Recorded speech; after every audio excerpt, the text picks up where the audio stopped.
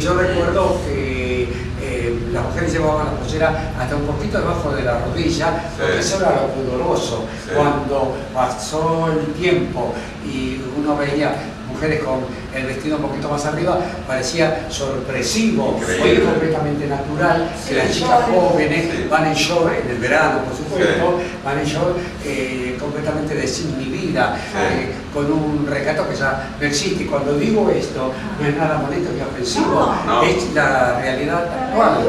Sí, pero ojo, si vos vas a un almuerzo, a un cóctel, a una cena no de gala, sino formal, digamos, la mujer tiene que usar el vestido un poquito bajo la rodilla. ¿Así? O pantalones. Eso es lo elegante. Y sí. Pero no es que se juzga, quiere ir a bien, pero no es lo más común, ¿no? O pantalones, no jean por supuesto, pantalones y la pollera un poquito, pero muy poquito, porque da un poquito la rodilla, es formal, delicado, fino, porque también, bueno, es lindo eso, ¿no? Pero bueno, es esto que va cambiando constantemente y es lindo, ¿no? Porque es como que la mujer empezó a ganar un espacio, ¿no es cierto? En lo laboral especialmente. Seguro. En todo terreno. En todo terreno la mujer, por suerte, evolucionó muchísimo. En lo social sufrió mucho durante demasiado tiempo y va avanzando hacia una igualdad. Creo que lo mejor es el compañerismo entre mujeres y varones. Exacto. Esto de estar par en todos los ámbitos. Hay una palabra que la misma Mirta Legrand dice que no le gusta, y a mí tampoco me gusta, pero que refleja la situación actual, es el empoderamiento de la mujer. Sin ninguna duda que ha ganado terreno en todos los lugares, lo que me parece muy bien. Muy bien en lo laboral, en lo creativo, en lo cotidiano, y me parece muy bien. Claro, porque antes, por ejemplo, una mujer quería ser doctor, entonces le decían, pero sos mujer. Ahora está lleno de doctores. Está bárbaro, chicos. Bueno, los invito a ver un reportaje que hizo Rafael Granado a Oscar Higuera, un músico realmente excepcional. ¿Lo vemos juntos? Vamos, lo vemos. Dale. Hola, Oscar ¿Qué tal, Rafael? ¿Cómo estás? Bien. Un gusto volver a tenerte en A Dónde Vamos TV. Oscar, repasando un poco lo que sería tu DNI artístico, yo encontré que figuras como músico, como compositor, como pianista, como arreglador. Y la pregunta es, dentro de este panorama, de este abanico, ¿qué espacio te da más lugar para la creación artística? Qué interesante la pregunta. Yo creo que la última vez, a propósito que decías, tenerte otra vez, la última vez que estuve con Liliana, yo creo que es una de las pocas personas a las que les confesé una cosa que yo siempre tengo guardada y que uno no suele contar porque no es útil, pero en una ocasión como esta por ahí sí. Yo soy un músico y me desempeño como músico. Creo que lo que siempre quise ser fue director de cine. Siempre.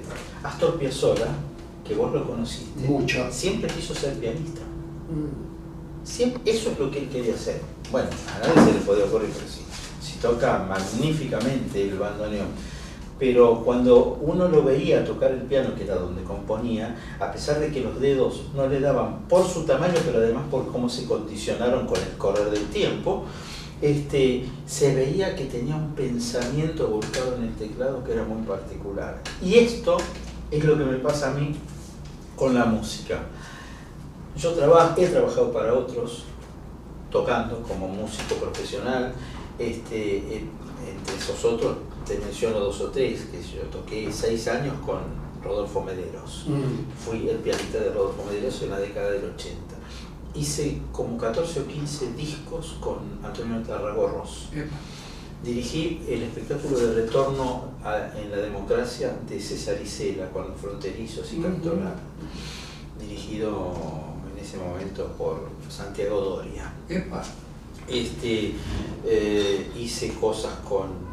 Bueno, tenemos una obra completa con Mabel Manzotti, trabajé yo también una obra con María Rosa Gallo.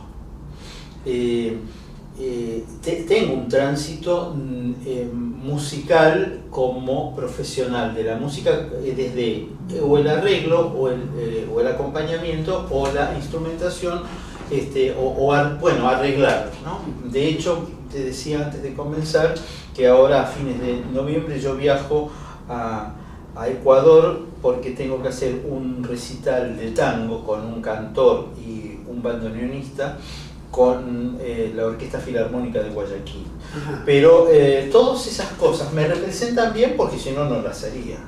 Si yo estoy grande para hacer cualquier cosa y ganar plata con eso. Si ya no gané plata antes, es difícil que gane ahora. Pero de verdad, lo que yo siento que me representa, lo que me representa auténticamente, es cuando yo hago mi música. Y cuando yo hago mi música, a esta altura de mi vida, pienso en imágenes. O sea, trato también de hacer el video o la imagen como si fuera aquella que me despierta a hacer una música, es la imagen de una supuesta película cuyo argumento es lo que la letra dice. No puedo hacer canciones con otros. No puedo. O sea, no puedo hacer la música de una letra que alguien me hizo, porque siento que nunca termino de responderle a la necesidad del otro y siento que el otro escribe, a mí no me representa. Entonces escribo la música y la letra. El género canción tiene una característica muy cerrada en sí misma, ¿no? No es ni letra más música ni música más letra, es otra cosa que hay que entenderla y manejar esa estructura.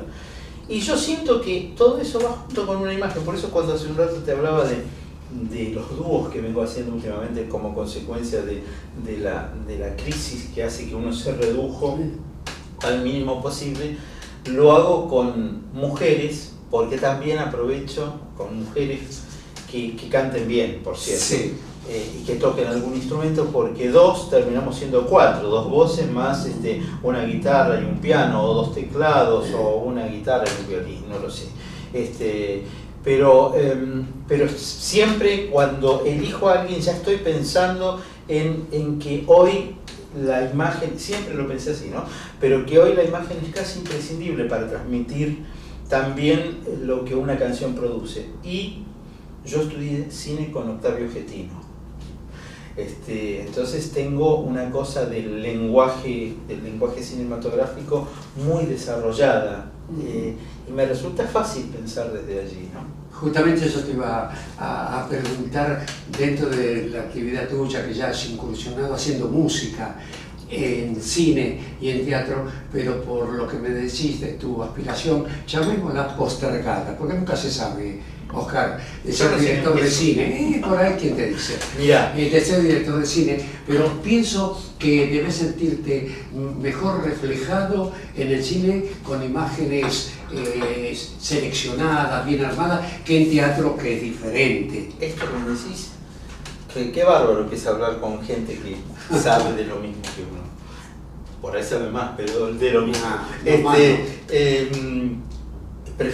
Soy un obsesivo. Prefiero el cine porque cuando la gente va a ver la película ya es eso y no es cambiable. En el teatro todos los días las cosas cambian. Sí. Los actores cambian. Sí. Una actriz se pelea con el director, como me pasó este año, y tuve que salir a buscar otra actriz. Nunca fue lo mismo. Sentí que me gustaba como cantaba la nueva actriz, pero no era la que yo había elegido originalmente. Aprovecho y te comento, porque este año yo hice un musical que se hizo en Asta Trilce en junio y julio y parte de agosto, que se llamó 1919 Armonía Inconclusa, a propósito de que en el año 1919, o sea, hicieron ahora 100 años, sucedieron los hechos de la Semana Trágica, sí, ¿no? Bajo el gobierno de Hipólito Yrigoyen. Sí. Y bueno, Leonardo Napoli hizo un texto, me llamó a mí el año pasado para hacer la música, y yo hice una música que uno podría decir de proyección urbana, o sea, una onda tango, pero no tango como uno lo entiende, convencional o tradicional, o una onda también de proyección folclórica.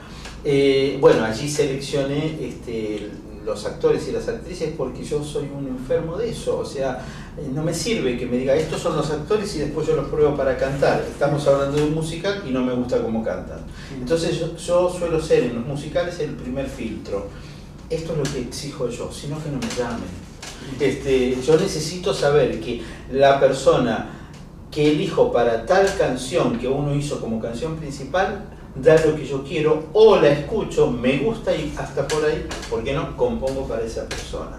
Entonces me pasó este año que llamando que una actriz se peleó con el director y hubo que llamar a otra, y eso en el cine no pasa. En el cine ya la imagen, la música, la actuación, la selección está terminada. No hice mucho cine desde lo musical. Hice con Miguel Rodríguez Arias un documental que se llamaba Gardel, el hombre y el mito. Es documental, bueno, Miguel trabaja en documentales. Hice con Gabriela David un corto que se llamaba Tren Gaucho, que ganó decenas de premios en Europa. Hice con el padre, al padre lo trate mucho, al padre, claro, lo trate mucho. Hice con él La Cruz Invertida, en el año 85, que fue todo una cosa rarísima porque nos rompieron las puertas del cine. Cristo Rey, la organización Cristo Rey, como suponían en esa época, hoy no ha cambiado mucho la cosa, pero era todavía más primitivo el pensamiento de que algo que hablaba de la religión podía ser enojoso para ciertos sectores. Entonces me acuerdo que destrozaron el foyer del cine donde se estrenó, todo lo cual sirvió para que la película se promocionara un poquito más, ¿no? Sí. Fue una película que no tuvo tanta repercusión. Y después hice publicidad y muchas cosas, pero nunca me pude dedicar al cine porque siempre lo hice tangencialmente desde el lugar de la música. Y a propósito de que ya te mencioné la parte cinematográfica, desde lo teatral, sin contar que hice ese espectáculo con María Rosa Gallo que tenía que ver con Alfonsina Storni, y el musical con Mabel Manzotti que se llamaba Más vale tarde que nunca. Hice El caballero de la armadura oxidada con Corina Harry. Después hice un musical muy ambicioso en el año 2009 que se llamó Che, el musical argentino. Sí, lo sé. Después hice una obra, cuando eso fracasó económicamente, me enojé con todo el mundo y dije, quiero ser yo el único que decida todo, me quiero pelear conmigo, pero no tener que dar concesiones, porque uno siente que siempre en la concesión no pierde algo de lo personal, sino de las decisiones que tienen que ver con lo que pasa para el público, ¿no? Sí. Entonces hice una cosa un poco menos ambiciosa que se llamó Todavía no tiene nombre. Era un musical muy interesante, porque yo tengo la costumbre de que cuando yo puedo meter los garfios en el texto, mezclo lo artístico con lo político, con lo social, con lo que nos pasa hoy, y amo a la gente muy joven. No trabajo con niños, o sea, con menores de 18 no, pero yo me desempeño muy bien con gente que todavía no tiene formada su personalidad artística. Entonces, como alguien se la va a formar en algún momento, digo, ¿por qué no ser yo la persona que influya para que esta chica o este chico le guste tal tipo de música o decida por este lugar, por este camino, ¿no? Y bueno, y como te dije, después hice 1919, Armonía Inconclusa, y ese es medio como todo lo que tiene que ver con la imagen. Sí, con la imagen y el sonido, ¿no? Después hice, no digo que cientos, pero montones de obras de teatro infantil. Vos sabés, eso es interesante también, un terreno tan delicado como el teatro infantil. Hice una obra que se llamaba Cenicienta entre hadas y malvados, que la protagonista que tuve en el momento más importante de la obra, que se hizo en el Bauen, ya el Bauen era cooperativa, fue Florencia Otero, cuando tenía recién 16 años y lo único que había hecho era el programa de televisión en el que se hizo famosa. No he tenido trato con ella, pero sé artísticamente muy bien quién es. Tiene una cabeza y además canta tan lindo, y en ese momento tenía 16 años, y darle a ella la canción central de la obra, que estaba escrita por Teresa Parodi el texto, y yo le puse música, porque además tengo la costumbre de no hacer música pop. O sea, yo trato de que todo lo que hago tenga una música argentina. Tiene siempre un resabio del mundo todo, porque hoy es inevitable. Pero bueno, música, en el caso del tema que hicimos con Teresa, es una chamarrita. Mirá.